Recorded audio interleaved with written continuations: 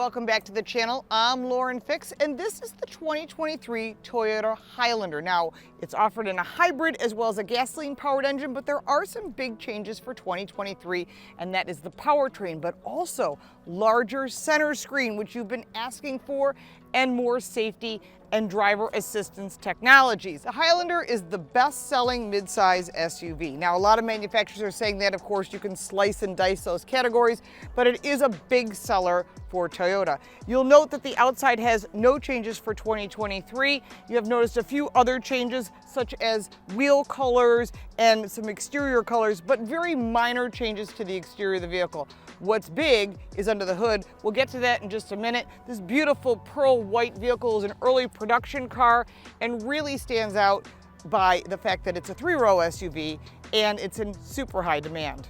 This Highlander stands out with a lot of interior changes and not necessarily so much in the exterior changes. Let's take a look at the back of this vehicle and then we'll jump inside.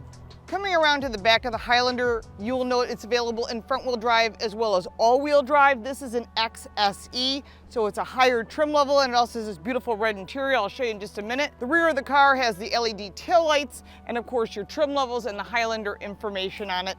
Let's take a look at the inside, and then we'll go under the hood and we'll show you some additional changes.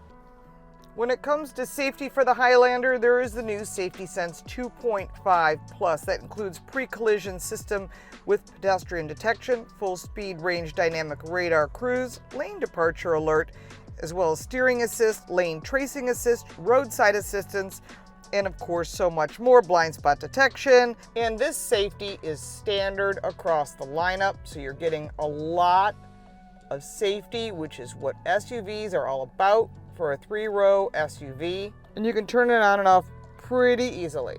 Some of the new technology for the Highlander is the 12.3-inch Toyota audio multimedia system with an 11-speaker JBL premium audio system. That includes a subwoofer and an amp, wireless Apple CarPlay and Android Auto, and of course it is USB media and tons of charge ports. Hands-free Bluetooth for 2 phones is excellent. Audio system is standard on all of the Toyota products. There's a lot of vehicle settings here as well. All the information is easy to use. Love the new screen.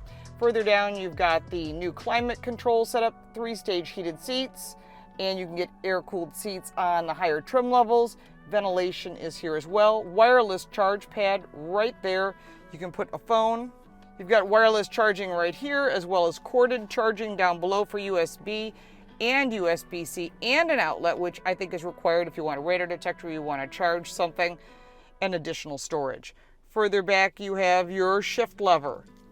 And then over here on the right side is your cup holders, hill descent, snow mode, because this is an all-wheel drive vehicle. You've got your parking brake or your park hold, which is great at traffic lights. This is your drive modes. You've got sport, normal, and eco.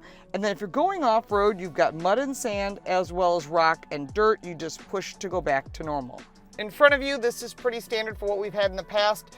Actual gauges, which I do appreciate. And again, I was talking about this invisibility and seating, that when you're not wearing your seatbelt, you can see, and that goes all the way back to the 3rd row, which is good. So the kids can't lie to you and tell you that they're wearing their seatbelts, but they're not.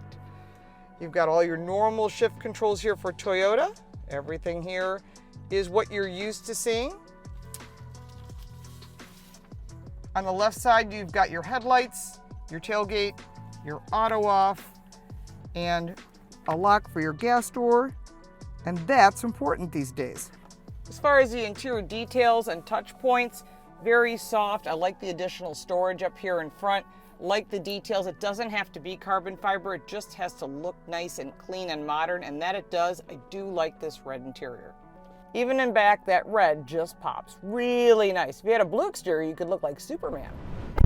In the 2nd row of this beautiful interior is really a lot of luxury. You've got 2 pockets behind each seat. You've got climate control, 2 additional charge ports, center consoles, has 2 cup holders and some stuff for kids things. You also have a manual sunshade, which is great if you've got babies or people in back that are getting blinded by the sun. Additional lighting and ventilation is directly above. That'll get you back to the 3rd row. Getting back into the third row, these seats are pretty flat and there are no child safety seat attachments. It's very important to note. You can have someone in the middle here, but the safest seats are on the outboard side. You've got 2 cup holders on each side, additional ventilation, and there's a light. Overall, pretty limited, but it is the third row. Unfortunately for many kids, it's the penalty box, but some kids like it back here because it's a great place to hide from mom and dad. However, you must remain buckled up because there is a safety feature on the dash that the seats are not buckled, and someone sitting here, the driver will know.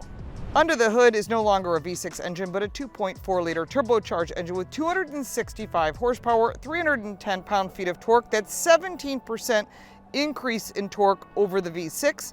It is 25 miles to the gallon combined, and that's an improvement of 1 mile to the gallon and is a 5,000-pound towing capacity. The other option is a hybrid engine with 243 horsepower, 175 pound-feet of torque, gets 36 miles to the gallon combined, and it's backed by a CVT transmission. Towing capacity, 3,500 pounds. Remember that you can get either engine in front-wheel drive or all-wheel drive. So what's new about the 2023 engine choices for the Highlander? Well, there's no longer a 3.5-liter V6 engine. There's now a 2.4-liter engine, and there's also a hybrid engine. And one of the things that you'll note right away is you're going to get better fuel economy on the hybrid motor, but if you want that towing capacity, you want to go with a gasoline-powered motor because it has a 5,000-pound towing capacity, and the hybrid only has a 3,800-pound towing capacity. As far as drivability, it's important to note that although we did discuss the exterior, there is nothing new on the exterior of this vehicle, but the interior does have some changes, and the most notable is this gigantic screen. And you will see that this makes a big difference, 12.3 inches, and this is something that consumers are asking for. Look at this nice tight turning radius. Love it. Really nice. You can do a nice 3-point turn, no problem. You got your backup camera for visibility. A little bit grainy considering the price point for this vehicle. This vehicle does have all-wheel drive that we're testing. This is one of the most popular midsize SUVs, and that is really important because consumers want to have a vehicle that has 3 rows that gets them to where they need to be. And this vehicle does that exactly. So whether you're driving it around town or you're driving it on the highway, this will get you pretty much everything you need, including plenty of storage in the trunk area. It's got good balance, easy to drive. And I think that's what's important, is that people feel confident in a vehicle like this, and that you get. Plus you have all the safety and technology. As far as visibility, good visibility out of the front. Our test vehicle is an XSE, which includes really comfortable, big bolstered seats and lumbar support. Pretty easy to drive, which I think is really important. Around the corners, it's very confident. And the brakes, firm, grippy, and gives confidence, which is important because people want to feel confident in the vehicles that they're driving. Acceleration is acceptable. I mean, we're not looking at a race car here. We're driving a 3-row SUV. If you do have it loaded down with people in all 3 rows, plus extra cargo, it's going to be slower, obviously, because you have to propel all of this heavy weight.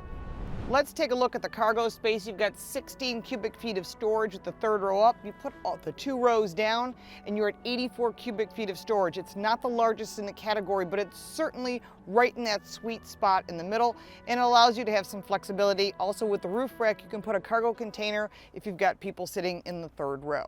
Now let's get to the pricing for the 2023 Highlander. If you're talking about the gasoline-powered motor, you're looking at $36,000 to start. That's about $1,000 more than the previous generation, but you are getting the larger technology, more safety, and a different engine. You go to that hybrid and you're starting at that $40,000 range. Again, depends on the configuration, the trim levels you're getting, all-wheel drive or front-wheel drive, so there's a lot of combinations, and you can price that all the way up into the upper 40s depending upon what you're looking for. The important part is this is a very competitive class, extremely competitive. You get the Ford Explorer, the Chevy Traverse, the Subaru Ascent, you've got the Nissan Pathfinder, and 51 competitors in this category.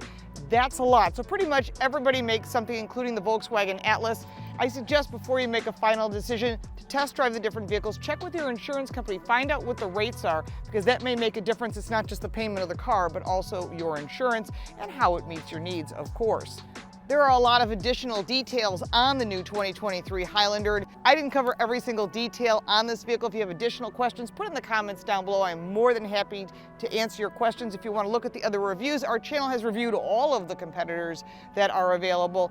In addition, check out our website for written articles and our social media and our podcast. That's all down in the description down below. If you got value from this video, make sure to like and subscribe for more videos like this one. We appreciate your support and we look forward to seeing you next time.